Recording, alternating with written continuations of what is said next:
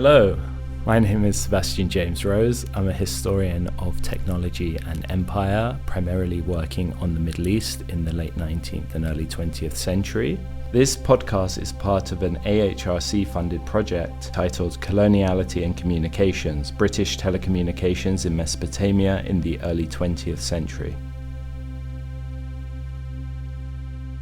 So I'm here with Nelson Ribeiro, who is a scholar working on broadcasting and radio in Portuguese Africa, and he looks at Portugal's empire and telecommunication infrastructure and broadcasting in the 20th century.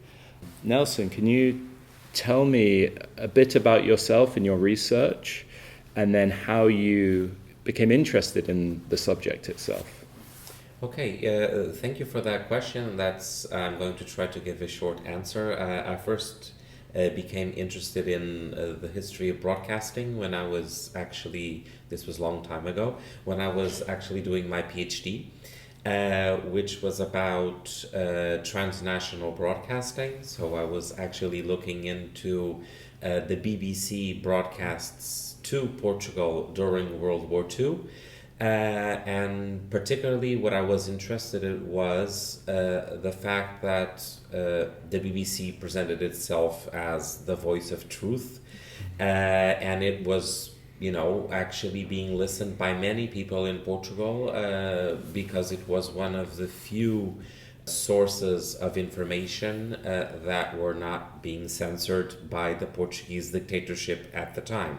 So there was a lot of collective listening happening, and people were trusting the BBC. And what I was trying to understand was, how did the BBC deal with the connections with the Portuguese dictatorship? And I was a bit surprised to learn that, the BBC did in several occasions give in to Salazar's demands, namely by firing people that were working at the Portuguese service. So I think that's, and I don't want to tell the whole story, but this is just me trying to explain how I actually then got even more interested in understanding broadcasting, and specifically how it is obviously a tool of power, but also how power works in many different ways, and trying to understand what goes behind the scenes, and not only what is being transmitted, but actually what is not being transmitted, who gets to decide. So all those sorts of questions made me become interested in working more on broadcasting. So later on, when thinking about the role that radio had in Portugal during the war, Portugal was a very illiterate country, so radio was actually the main medium. Then I thought, I'm sure that, being a totally different context, but radio should have also been the main medium of communication for people living in the colonies in the 20th century. And then I realized very quickly, of course, that that was not really the case, because Portugal did set up, like the UK, like the Dutch, like the French, an imperial station, but it only broadcast in Portuguese language, which almost no one in the colonies spoke, of course, except the white settlers. So that led me to add a new dimension that made me even more interested in the topic, which is also understanding how, of course, language itself, and through language, radio can be a tool of exclusion, of segregation, and I think that has been the question that I've been trying to answer in the last couple of years, is how was radio in the Portuguese Empire in the 20th century used as a tool of segregation, and later on how it was also used as a tool to try to prolong colonialism in a very late moment. So I'm talking about the second half of the 20th century. But also, of course, how broadcasting was also a tool used to counter colonialism, especially used by independence movements. So it seems like a very long answer to your question, but these are the questions that somehow have made me interested in this topic and to continue working on this topic. That's really fascinating.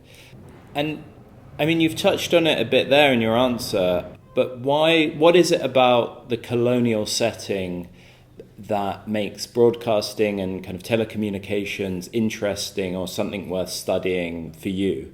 Is there a particular kind of relationship that you find particularly interesting, or why focus on a colonial setting rather than the Portuguese metropole, for example? Okay, it's interesting that you asked that, because I think that many people that end up studying broadcasting in colonial settings, they get there because they are really interested in understanding dynamics of power in colonialism. I think I somehow got there the other way around. So I was interested in understanding broadcasting, understanding its infrastructures, understanding how programming was being organized, understanding how it actually reflected a worldview. And I mean, for those of us who have been studying colonial or imperial broadcasting, I think one of the most fascinating things that we've come across are maps that were designed by these stations, in which really illustrate how they were working on out of a worldview in which they actually believed that the broadcaster was the center of the world that was speaking to all these territories that were under, it doesn't matter if it under British domain, Dutch domain, or Portuguese domain. It is at some point a very crazy idea in the sense that when they were thinking about these, how to put up these stations and thinking about programming, they really had very few idea of what were the listening conditions, of what people actually in Africa or in Asia wanted to listen to, who were their listeners. And I think it's, for me, what has been interesting is trying to, think about all these dimensions, about how radio was actually being received, how it was somehow influencing or not what was happening on the colonies. So trying to understand what actually was achieved by these transmissions, knowing that it was something completely different from what people who designed these transmissions had in their minds. So that's one of the things that I find quite interesting in this line of research. And the second thing being is that in the case of the Portuguese Empire, that now I've been made aware that maybe it's not so different from other cases in other colonial settings, but in Portugal it was, I think, much more visible since the beginning of broadcasting, is the importance of what I like to call colonial stations. So radio stations that were established in the colonies and that were not operated directly by the state. So for me, it's something different from imperial broadcasting that is coming in from Europe to Africa.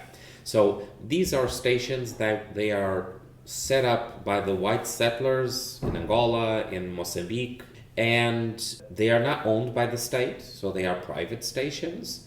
So on one hand, they actually help develop, enhance the colonial agenda. Of course, I mean, the white settlers, they don't really want to use broadcasting to counter the system that is in place.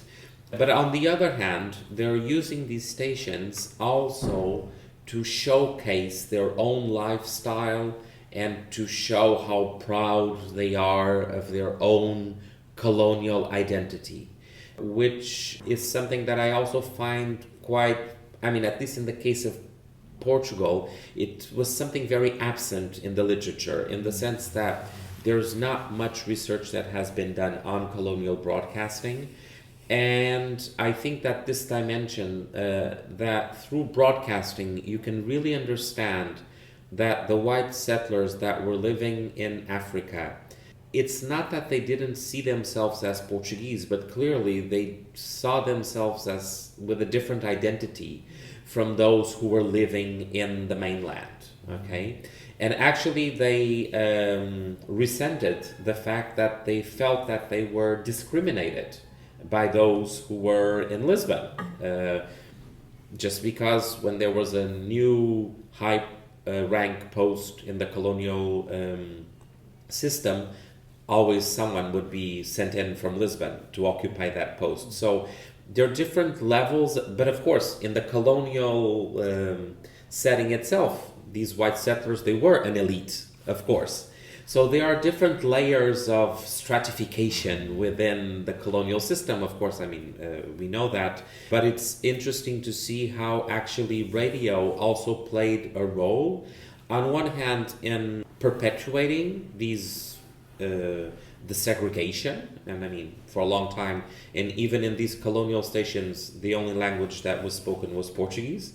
But at the same time, how radio was also used as a tool by this colonial elite to try to demonstrate that they are not less important, they are not less relevant, they are actually even more entrepreneurial than the people who were in the mainland. So I'm not sure I'm really answering your question, because I think I got a bit lost in my own ideas, but I think I'm giving you a sense of why I'm really interested in this topic, and why I think it's something that is worth pursuing. Yeah, absolutely. I mean, I think you're touching on so many important things that scholars are beginning to look at in telecommunications studies and empire. The way in which race and social hierarchy play into these infrastructures and this medium of broadcasting in your case. Can you talk a bit about the kind of segregation within the case studies that you present? You presented a very good paper yesterday here at IAMHIST Cape Town. And can you talk a bit about the way in which the case study of the radio station that you looked at, how it was set up and the different forms of segregation, and who the Portuguese thought they were speaking to and why they excluded the population they were ostensibly there to govern? So just a very brief context, which is that even though Portugal actually started an imperial broadcaster from Lisbon in 1936, the reception conditions were pretty bad in Africa. And that is for several reasons. First is that shortwave, for people who study the history of telecommunications, they know this. Shortwave is a very complicated way of transmitting. I mean, because the reception conditions depend very much on the atmospheric environment, so it's not easy. And the second reason was that even though Portugal was a dictatorship, and this would eventually take too long to explain, so I'll just try to not explain why, but just say that this happened, was that Portugal, even though being a dictatorship, invested very few in this imperial broadcaster.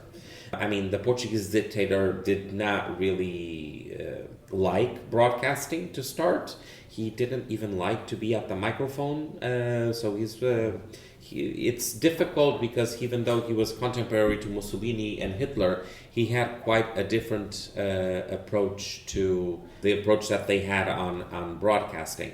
So because there was this lack of investment, colonial stations emerged in Mozambique and in Angola that were set up by white settlers. The most relevant one, I mean, the one that became most famous, was Radio Club of Mozambique, which actually became the most powerful station in sub-Saharan Africa.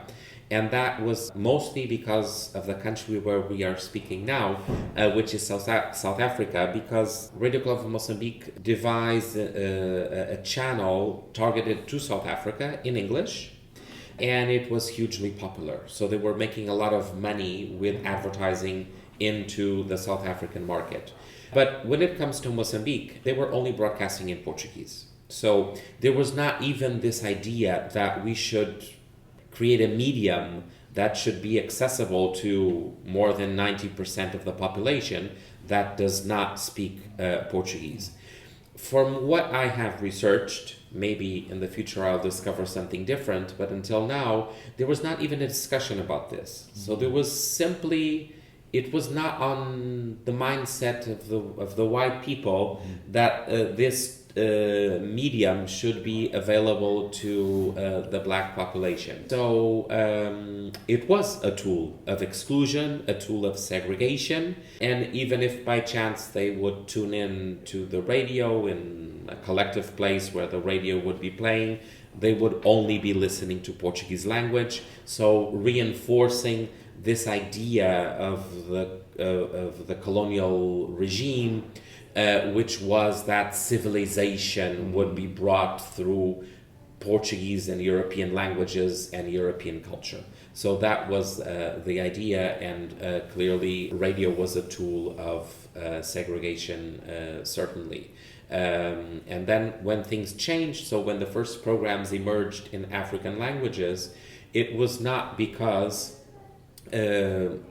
colonial officials wanted to somehow undermine this segregation scheme that was going on, but it was mostly for commercial reasons. So this was a private radio club. They wanted to make more money, so they were already broadcasting to South Africa, mostly a program with pop music. So in 1958, when the first program in Mozambican language is aired, it's because they want to make money selling advertising to businesses that want to reach black audiences. So when the first African languages are heard on these transmissions in Mozambique, it's not because there's any concern of opening up the system that was in place, but instead it's more the concern, let's make money with them. So that was the main goal. Yeah, thank you very much, Nelson. One final very quick question, because we're being shooed out the room, but where do you see the field developing, the field of imperial or colonial communication studies, people focusing on different empires and technologies of communication, telecommunication? Okay, so to be honest, I think I can only answer you regarding how I see this field of imperial broadcasting evolving, because I think there are many other lines of research that are happening at the same time.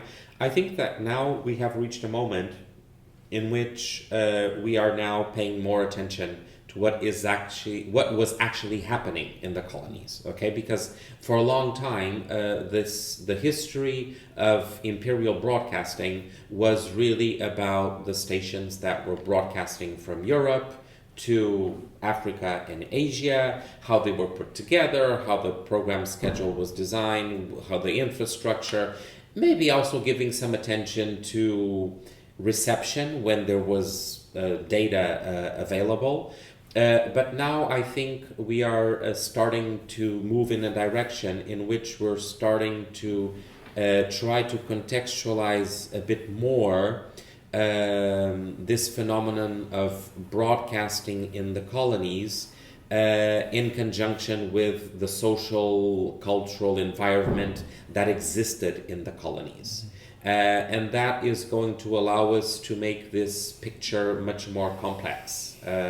Because, for instance, in Mozambique, while you would have people dancing to the music that was being played on the radio, that did not mean that the black population did not understand that radio was also a tool of colonialism. So, because sometimes I think we still think a bit too much in in black and white. So either people actually rejected the colonial broadcasts or they adopted them. I think it's much more complex, and people could really have fun and dance listening to these stations, but at the same time they could understand that the station actually aimed to perpetuate colonialism. Just like black announcers who were speaking on these transmissions in African languages, of course they knew that they were working for the colonizer, but that didn't mean that in some occasions they could not use that position that they had to insert certain messages through metaphors, through the selection of a particular song. So I think that as we move forward, I think we're going to look into these more complex issues that will paint us a much more nuanced understanding of what was really imperial and colonial broadcasting. Brilliant. Thank you very much for the conversation, Nelson. Thank you so much.